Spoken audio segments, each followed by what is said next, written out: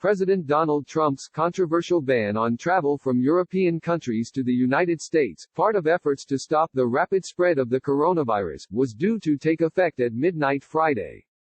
The 30-day ban, announced Wednesday, applies to foreign nationals in 26 European nations but not the United Kingdom.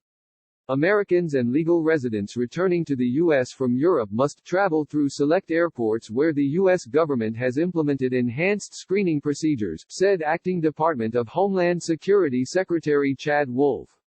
The ban, which was later criticized by European Union officials, sent Americans scrambling as they tried to figure out how to get home. Prefer to listen? Check out the 5 Things podcast below and subscribe for free on Apple Podcasts. Amid the rapid spreading of COVID-19, large event venues and attractions will remain closed on Friday. New York Gov. Andrew Cuomo ordered for the immediate shutdown of gathering places that have capacities for 500 or more people, including New York's famed Broadway theaters and Manhattan's Madison Square Garden. The restriction applies to restaurants, bars, and other, smaller neighborhood commercial venues, and is scheduled to take effect Friday. Meanwhile, many parents across the country are weighing the risk and reward of keeping kids home from school.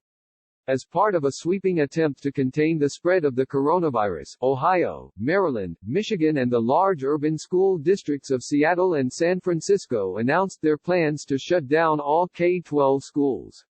Former Army intelligence analyst Chelsea Manning was a free woman Friday after a federal judge ordered her release from jail after her year-long refusal to cooperate with a grand jury investigating WikiLeaks.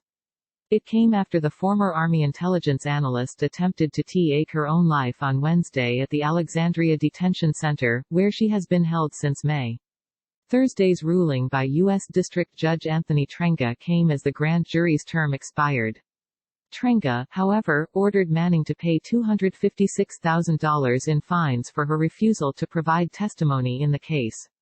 Manning had been slated to appear for a Friday hearing where attorneys were preparing to argue for her release from civil contempt sanctions. She was sentenced to 35 years in prison in 2013 for her role in leaking classified government material to WikiLeaks. President Barack Obama commuted her sentence in 2017.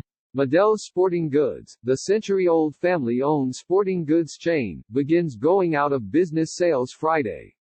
The company has filed for Chapter 11 bankruptcy and will be closing its 100-plus stores.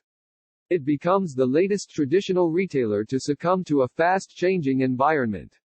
In recent years, Payless ShoeSource Corp., Toys R Us and children's chain Gymboree have filed for Chapter 11 reorganization or liquidated their operations. As if coronavirus wasn't enough. For the superstitious-minded, the arrival of Friday the 13th provides an additional thing to worry about. Why does the day have a reputation for being unlucky? It's not really clear, but historians say both Friday and the number 13 have troubled ties to Christianity. Jesus was crucified on a Friday, and Judas Iscariot, the disciple who betrayed Jesus, is said to have been the 13th guest at the Last Supper. This latest Friday the 13th seems particularly ill-omened. It comes exactly 13 weeks after the last one, December 13, 2019. You've been warned. Contributing, Associated Press.